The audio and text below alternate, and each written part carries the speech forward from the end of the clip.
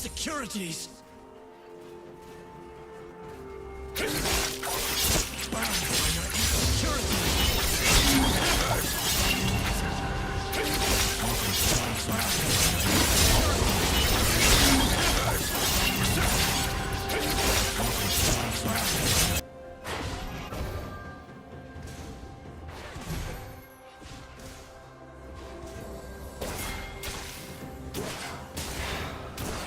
First blood. Polite fictions.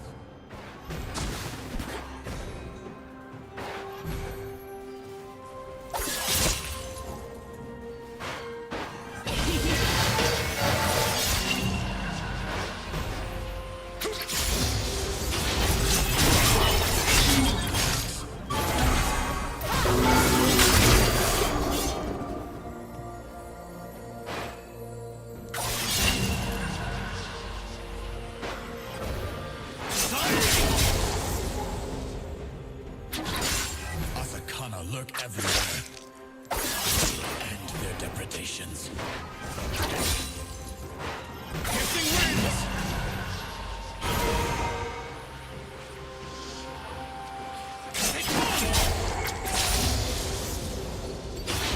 Steam gale! Sleep is not for the weak, but for the blessed.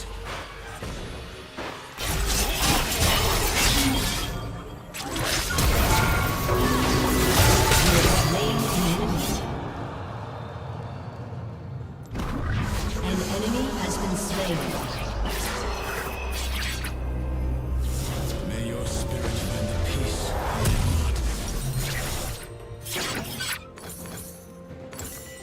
An enemy has been slain. cut through lies!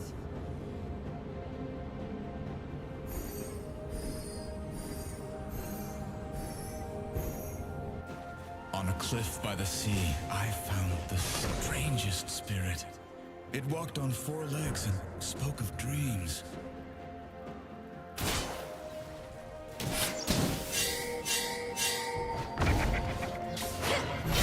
Nowhere to hide!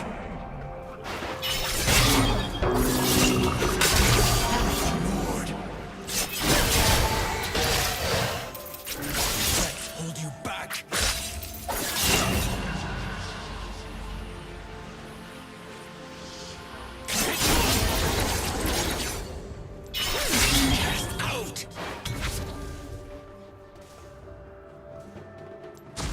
Forget the past. It only clouds the future.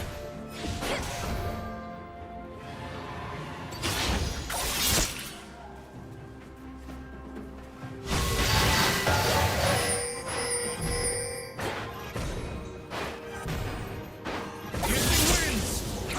Sometimes, to save someone, you must fight them.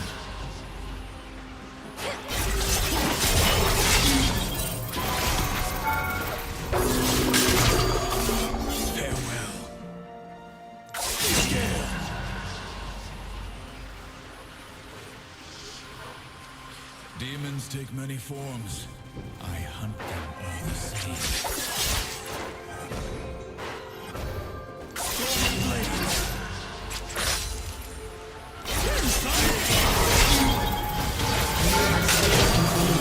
Gone. Piercing winds! Forgiveness is complicated.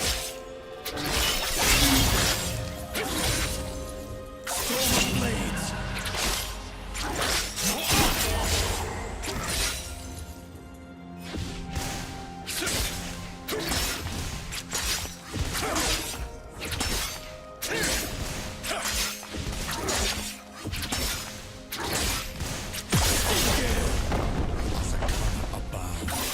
An enemy has been slain.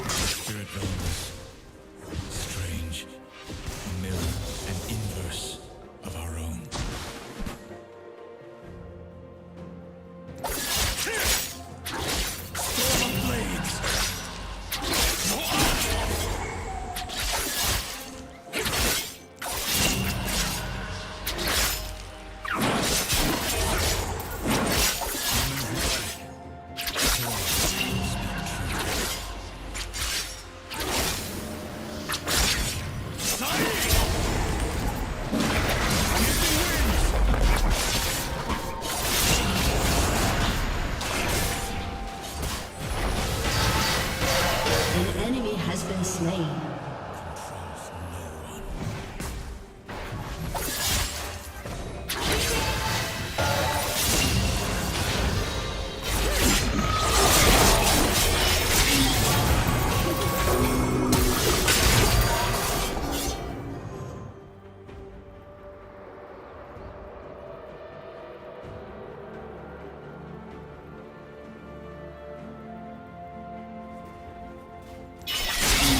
If you have your hair when you're 30, you'll probably have it for the rest of your life. That's how that goes. You start losing it going up until you're 30. So you can.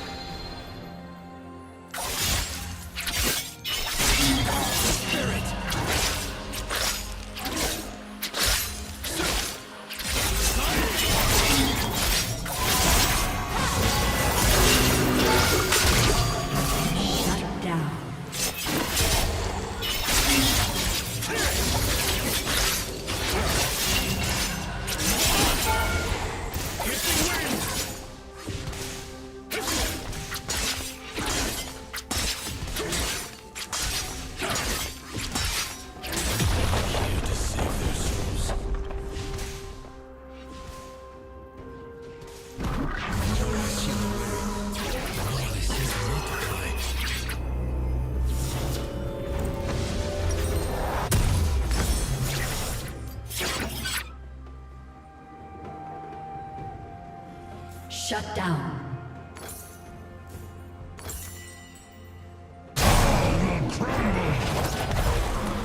When we met in the spirit realm, this Azakama on my face knew me.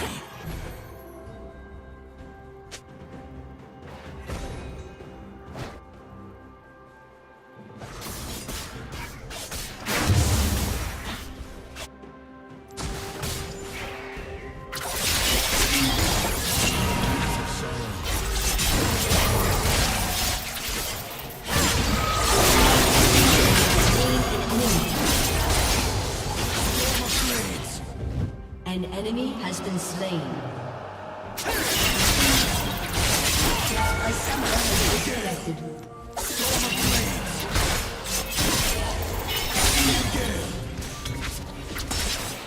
Walk both realms.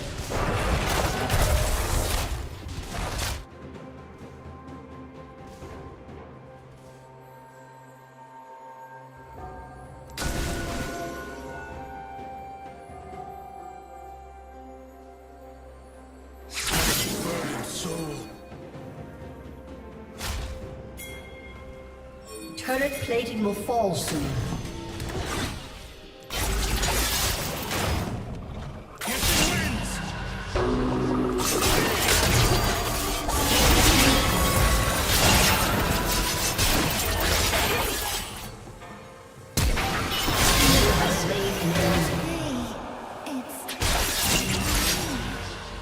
far gone.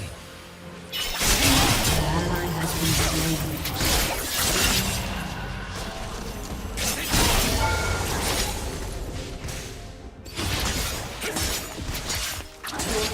Destroyed a turret.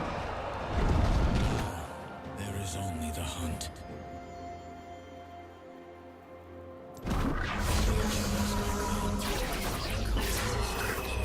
Understanding my own.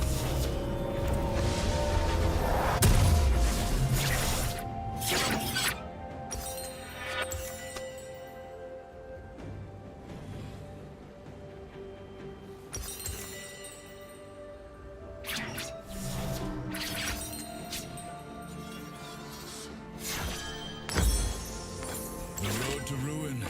I've walked it once before. An ally has been slain. A summoner has reconnected.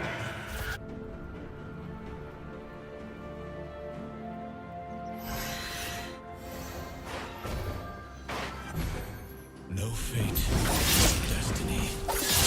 Only tomorrow.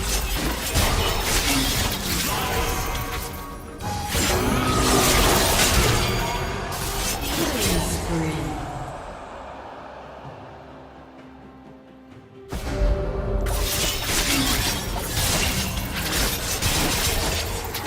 Enemy killing spree. An enemy has been slain. If only you'd listen.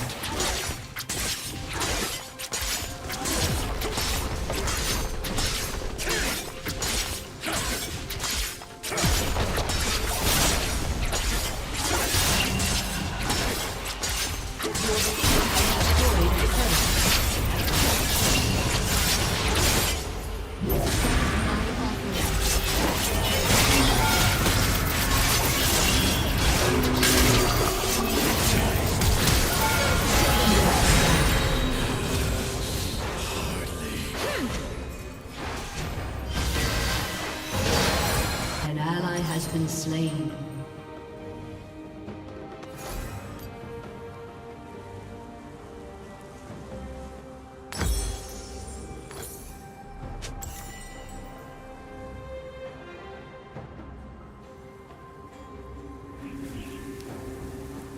Your turret has been destroyed. An enemy has been slain. Back to the hunt.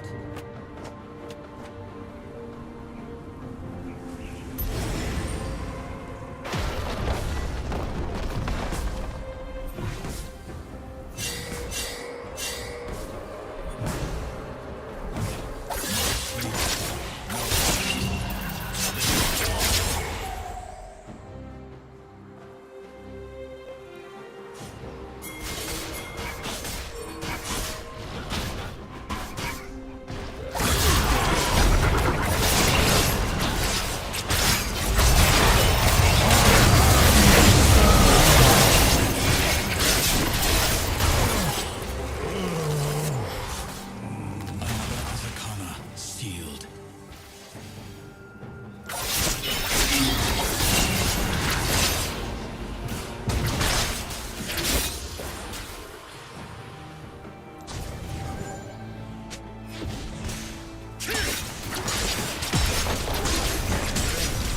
Your team has destroyed a turret.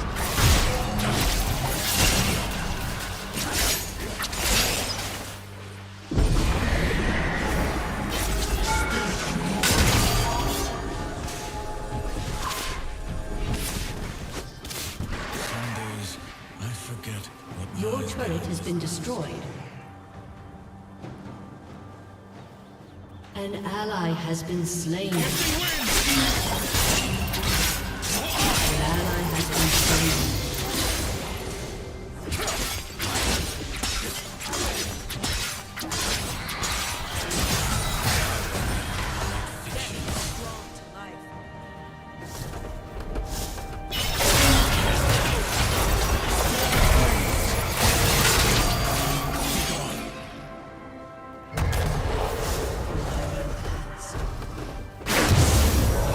do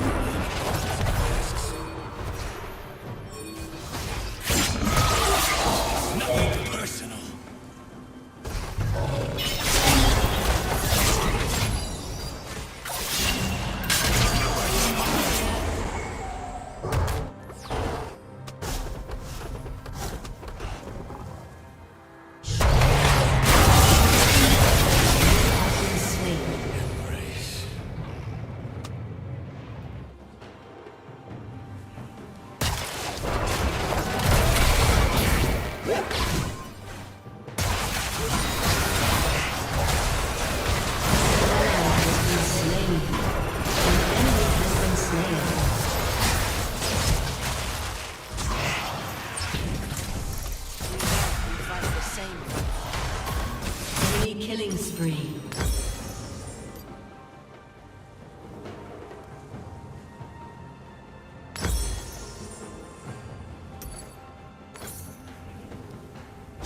Every time it's no less strange, nor less painful.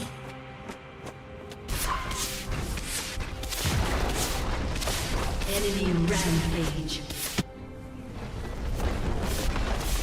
Your turret has been destroyed. Your turret has been destroyed. Sleep is not for the weak, but for the blessed.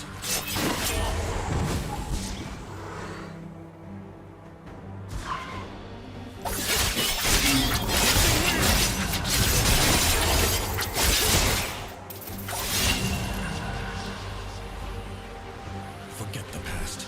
It only clouds the future.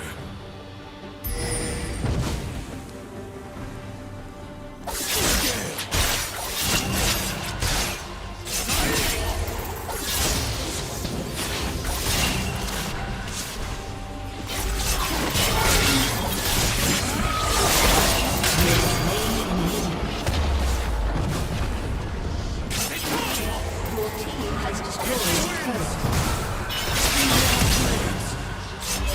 Enemy rampage. Enemy killing spree.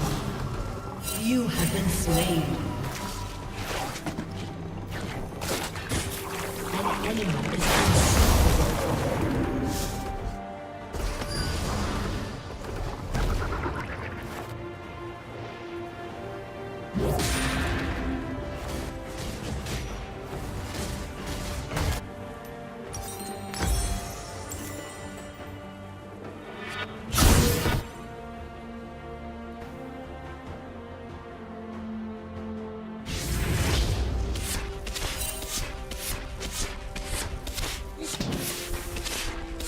Long before blades and sorcery are needed, words can save a soul.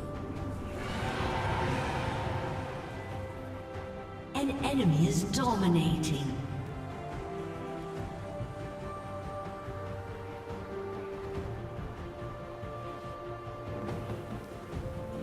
Sometimes to save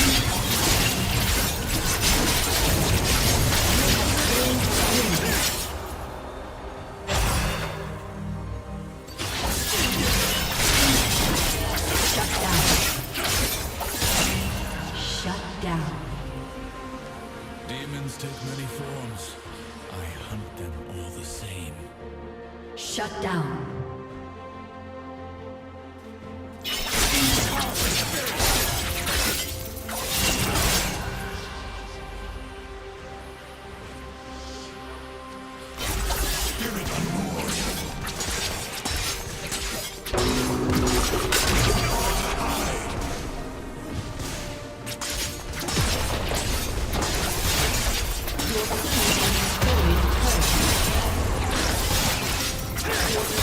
Destroyed a turret.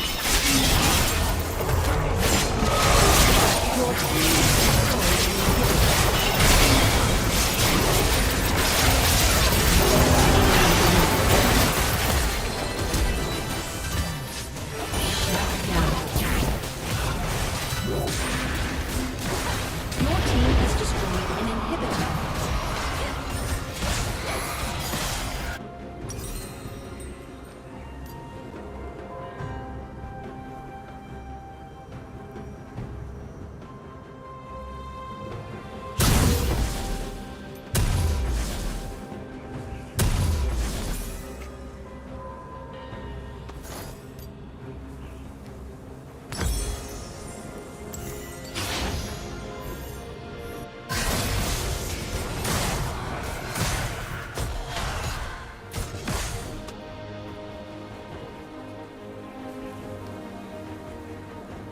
Every aspect of an Azakana is a stroke.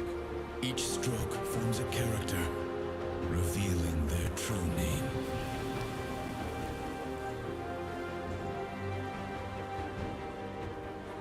An ally has been slain.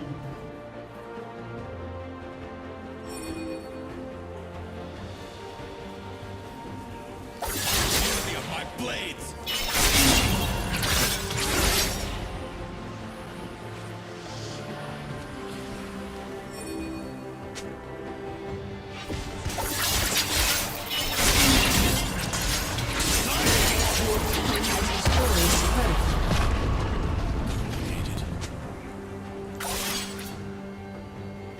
An enemy has been slain.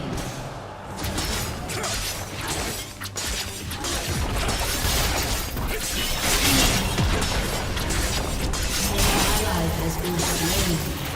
Your team has destroyed a turret. Shut down. An ally has been slain.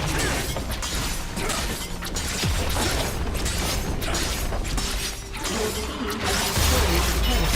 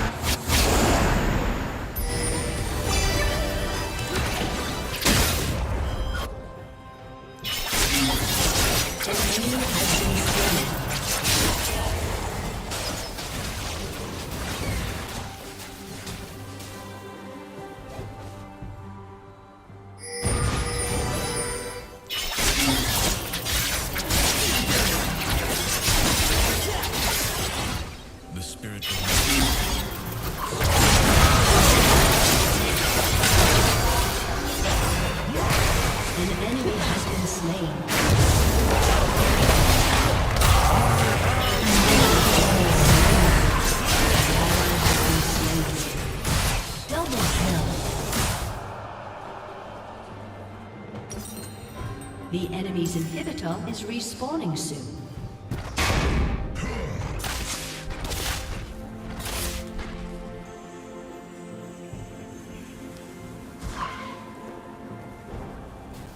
The enemy's inhibitor is respawning soon.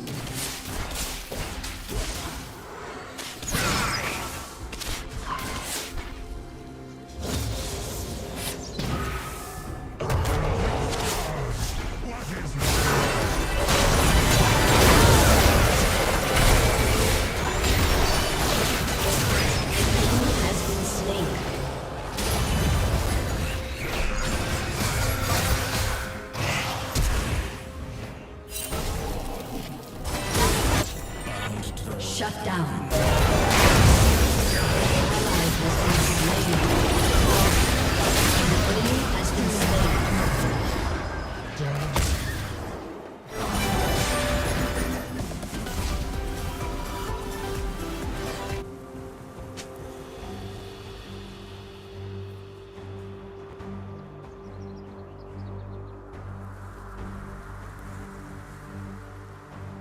Humans lie.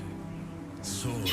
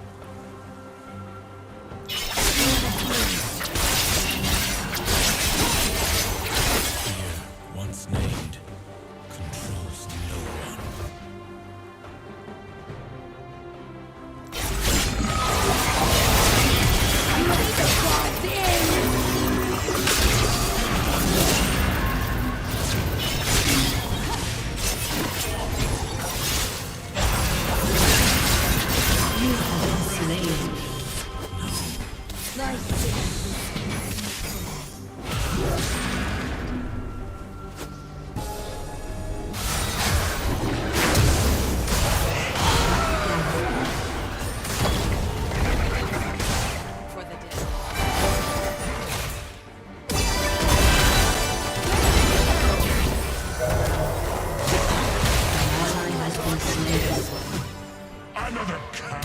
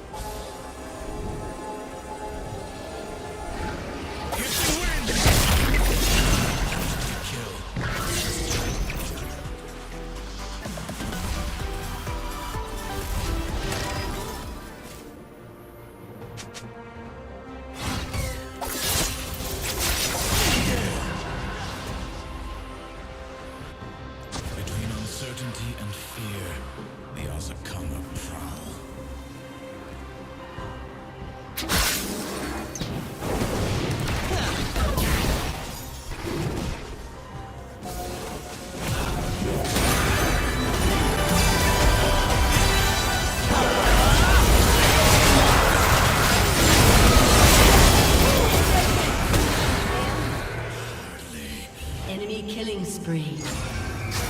You have been slain.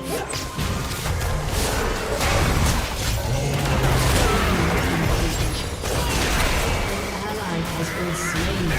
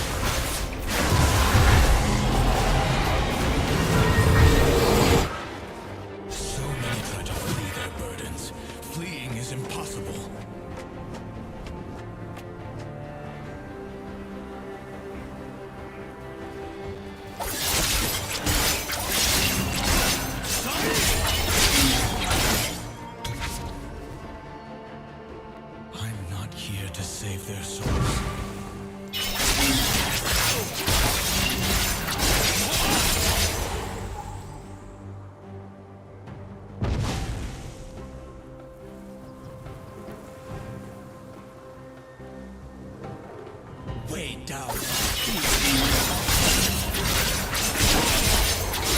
ally has been slain. Enemy killing spree.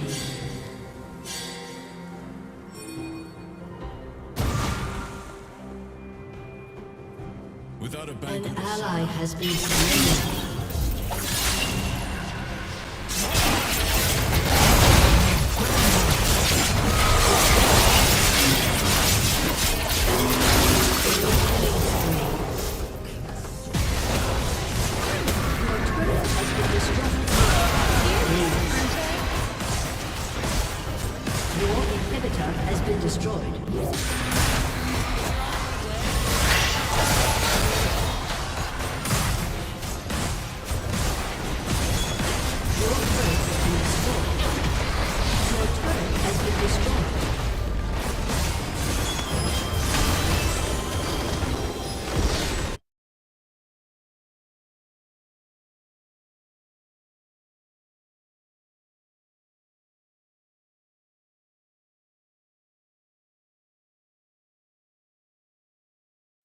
Hey folks, Dr. Mike here for Renaissance Periodization. Welcome to video number 8 in our series of how to build your hypertrophy plan. Now that you've built your hypertrophy plan, you have to make sure to execute it properly, and that means increasing and decreasing the number of working sets that you are doing. And some of the working set increases and decreases come from how you feel about the sets perceptively. We'll get to that in another video. But a lot of what determines how many working sets you're doing is going to have to come from how pumped you're getting and how sore you're getting. We'll talk about in just a bit what those mean and how to interpret them and how the hypertrophy app interprets them, because these videos are program design videos and program execution videos, but they're also like a mini advertisement if you're curious about the hypertrophy app. The hypertrophy app is out now. It's for sale. I would recommend buying the year. If you buy a month, you like it, and you go for the year after. In any case, the link is in the description, so please get at that and enjoy. I like the app a lot. I actually will never train ever again as long as I live without my hypertrophy app. As if I'm doing hypertrophy training, the app's coming with me. I had one workout a few weeks ago where, like, for whatever reason, I didn't have access to my phone and I just had to like do some pump work at a gym. I was traveling for work and I was like, this is awful. I have nowhere to write my reps. It's like the app loves me and it knows me and it tells me exactly what to do. And without it, I'm an unwanted child. And it's like an adopted child to a family where everyone in that family has a connection except for you, you know, and Christmas, like the gifts they get are really good and your gift's always like not that great. You just feel unloved. That's what it's like training without the app. In any case, soreness. Let's talk about it. What does soreness tell you? You don't have to get sore in order to grow muscle. Period. So if you never get sore, that's not a problem. If your muscle growth for a muscle is good and you never get sore, just keep on doing what you're doing. Great results will continue. On the other hand, if your growth isn't that great and you feel that the muscle is understimulated, it's also just, get really tired training it. You seem like your mind-muscle connection's not that great.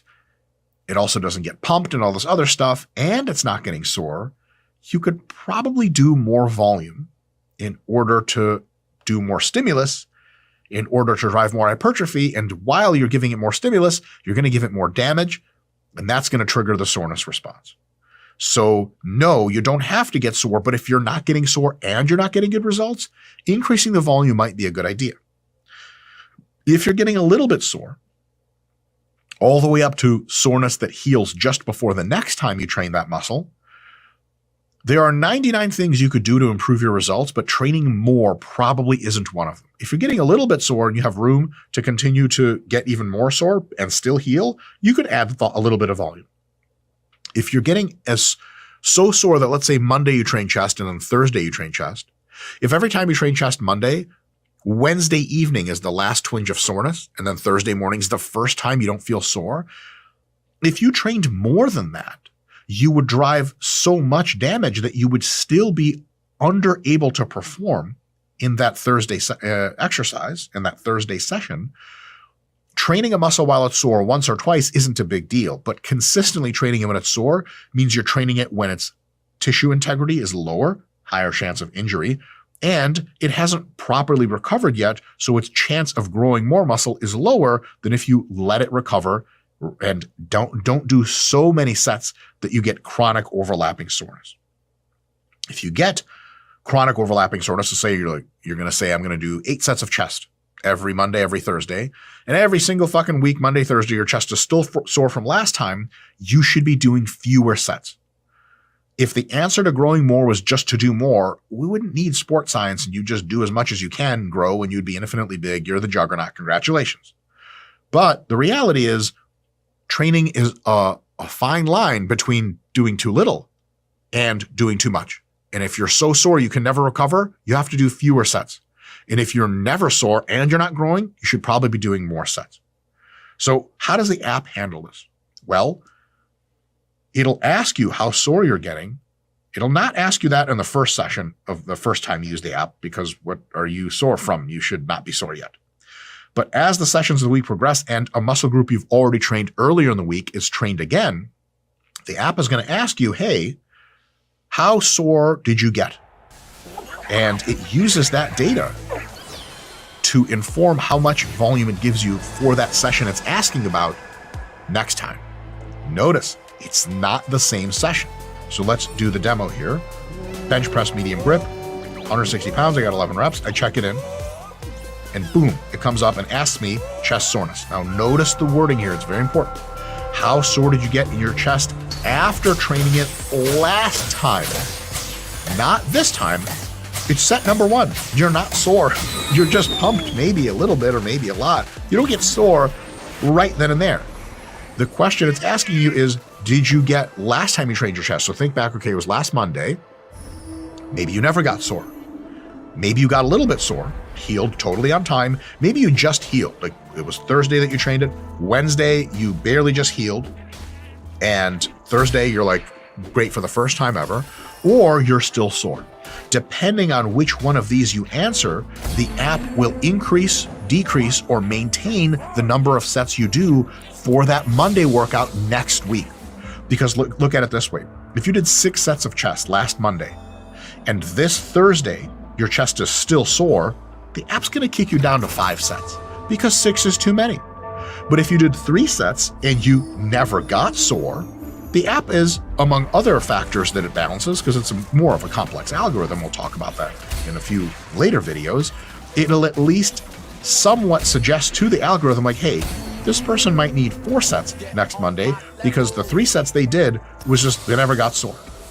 And if you got a little bit sore or just healed, generally it mostly does nothing with that and it says, hey, the volume's pretty good. There are some conditions under which it'll alter volume here, but that's a nuanced discussion that's actually just proprietary algorithm stuff I'm not allowed to share. So the engineers will kill me. In any case, you rate it, say it, never got sore. It goes, okay, got it. You don't have to do dick about it. The app does all the thinking for you. All right, that's soreness. What about the pump? First of all, what the hell does the pump even have to do with muscle growth? It has 2 things to do with muscle growth. One, there has been direct causative literature, mechanistic literature, scientific studies that show that actual cell swelling triggers the molecular pathways that cause muscle growth. That's a real thing. The pump literally causes muscle growth itself. Baller.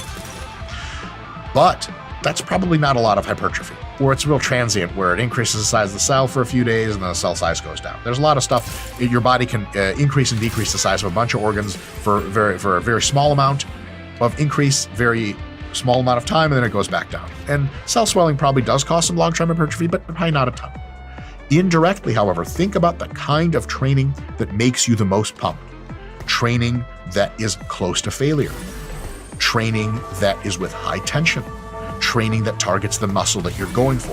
If you get a forearm pump doing bicep curls but not a bicep pump, you have a fucking problem. Your biceps probably aren't growing much because how the hell are the forearms essentially getting all of the stimulus themselves?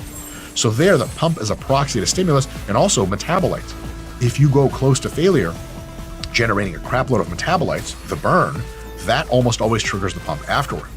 So the pump is the canary in the coal mine. Beep, beep, beep, beep. You know, the canary goes in there to die of the poison gas. That's why they use the canary in the coal mine. Or the canary is like a super canary and he comes back out, he's like, I was good. And then my coal miner goes down and he dies. The canary's like, good for me, man. That's like fucking laughing gas to me, bro. So don't have a super canary. In any case, the pump tells us, hey, is there other stuff happening that's probably causative of muscle growth? If you get no pump at all from your training, man, the app's probably going to tell you to do more sets because this is not enough. If you get a good pump or a great pump, the app's like, bro, you're good where you are. If you get an extreme pump, an amazing pump, what I have found in my experience is that tends to correlate to a high level of delayed onset muscle soreness and a high level of muscle damage. All of the workouts I've ever done in my life, after which I got insanely sore, I had the most psychotic pump ever. And I should have fucking stopped earlier, is what I always tell myself. I get an unreal pump in my quads after 3 sets of leg press, and I'm like, that's the workout? Yes. Because I would do 2 more sets, and then I'd not be able to walk well, and then I would get sore for like 8 days straight, which is too much. It causes too much damage. If you have an amazing pump, unreal pump in that muscle group, you can be done. and it's totally cool. Now, if you know when you get an amazing pump, it doesn't get so sore and you can keep training, that's all you keep going. But the app, if you have an unreal pump, it feeds into the algorithm to tell the app to probably not raise your sets anymore. Because if you're getting amazing pumps, you're winning. If you're getting shit pumps that aren't that great, you could probably do more under a few different circumstances, and the app algorithm layers all that in. So we're doing bench presses. We did our first set. The last set of the muscle group, so it could be bench press. If we did dumbbell press after, it wouldn't ask you a pump until the whole chest muscle was stimulated, because it's trying to assign sets to the whole chest muscle group. It's going to ask you a couple questions when you check in. Joint pain, we saw last time, so we'll say no pain. The chest workload thing, we'll do that in a future video. Don't worry about that yet. But the chest pump, it asks us a question. Did you get a low pump, a moderate pump, or an amazing pump? Based on how you answer that, it will recommend to its own internal algorithm that thinks a little bit more deeply about things to keep the sets the same, to lower the sets, or to increase the sets. And that way, if you use the hypertrophy app, what you do is you just do honest ratings the entire time. And honest ratings are so important. I'll talk about why in a second. If you honestly rate, what the app does is it recommends the amount of sets per you on every exercise and every muscle group over time that gets as close as possible to our best scientific understanding of your ideal volume. Eventually, you want to do a volume that is getting you nice and pumped, sore that's anywhere from a little bit sore to just recovered before next time, and that hypothetically will grow you the most muscle that you can grow. You can think through a lot of these things and take notes and remember, how sore did I get? And okay, is that how do I rate that soreness? Should I increase my sets? Before we made the app, I would do that all in my head, and I'm sure you guys do as well. If you use the RP hypertrophy templates that we used to have for sale, then they ask you sort of pump and soreness kind of all in the same question. The auto regulation's kind of clunky. This is the future, because the app asks you all the questions and it does all the thinking under the hood. The app is your coach. All you do is rate honestly, and it will crap out a program it thinks is the best program every single session and week. It updates for you to make it better for you. I don't want to put too fine a point on this. I'm not sure it's exactly true, but no other app does this. And by the way, without sounding too fucking cocky and way out of my league, which I already am, we kind of invented the system at RP. Like, nobody really pays attention to soreness and pump the way we do. We were the first people to do it. We were the first to formalize it, and we're the only people that actually have the inside track to be able to make these algorithms work. So you won't find this anywhere else. And if you do, they steal our shit. And best of luck to them. I hope they have a great time. In any case, honesty. Why is honesty so important here? Because here's the thing. A lot of us are used to being coached by other coaches. Sports teams growing up, you got a powerlifting coach, bodybuilding coach, etc. And there's this weird dynamic that plays out, especially if you were coached as a child, where you kind of want to impress the coach or something like that. And if you deal with the app as a coach, you kind of start wanting to impress the app. So when it's like, hey, how pumped did you get? You're like, oh, I want more sets next time. So I'll just say I got a small pump, so it'll increase. I'll say, how sore did you get? And you're like, oh man, I don't want to do more of this exercise. So I'll say I got real sore. Don't do that, because it uses the pumps and soreness to inform other deeper algorithms that later in the app's lifetime will allow it to surface to you better ideas for exercises and worse ideas for exercises, sort them for you so that you're more likely to pick the better one. If you fuck up the algorithm by pretending like you're going to fuck with the app somehow and making it think whatever, it's just going to cause a ton of nonsense. It's got, garbage in, garbage out, and you have no idea what's going on. You can always manually, easily delete or add sets anytime you want. Anytime you want. No problem. And there's a separate workload feature which will handle a bunch of the auto regulation for you anyway as far as volume is concerned. So what you have to do is answer as honestly as possible. Period. If you do that, the app does its best work. In any case, if you're not using the app, still want you to get a ton of value out of this video, just be honest with yourself when you're doing your own ratings. Don't be like, hey, the more sore I get, the better. That's bullshit. You have to heal on time. And the more pumped you get, the better. That's absolutely true, but not if you're going overboard and getting psychotically fatigued for seemingly no gains, or if that pump is making your soreness so bad that you won't heal on time. Folks, take care of yourselves. Next time, we're going to talk about how to progressively overload your training within the context of a training plan. And I'll see you guys then. Oh, by the way, link in the description to buy the app. make me some damn money. I don't have a lot of money around and I want... Hey folks, Dr. Mike here for Renaissance Periodization. It is video number 9 in our 12 video series about how to build and execute a hypertrophy training program. I am going to be also demoing the RP Hypertrophy app to you guys. This is the app that I just built. It just came out. People love it. To be honest, I'm recording this video months in advance, so who knows if people like it. But actually, our internal team of testers, which is like 20 or 30 people, it was kind of weird because we were trying to get some feedback from them. But like, hey, like, here, use the app. And we were using it ourselves. And no one had really anything to say because we were like, hey, like, what do you think? They're like, I love it. Leave me alone. Leave me alone. I want to work with my hypertrophy app. I'm like, do you have any feedback? They're like, just go away and let me type in these reps and sets and let the auto regulation make sweet scientific love to my body. And we're like, okay, but if you need a napkin, like, just get out of my face. And we're like, okay, I'm sorry. I just need somebody to talk to. In any case, I don't have any friends left because the RP Hypertrophy app took them. Do you want a friend? Link in the description. You pay the money. It's a universal program generator. It's going to hook you up. It's amazing. I built it myself. In any case, sales pitch over. Progression. Every single week that you do the same exercises, in order to make sure that you are sufficiently challenging yourself, you have to make progress. A lot of that occurs passively. As you get stronger, you're going to be able to lift more weight or do more repetitions in any given set. Word up. But training is hard, and it's easy to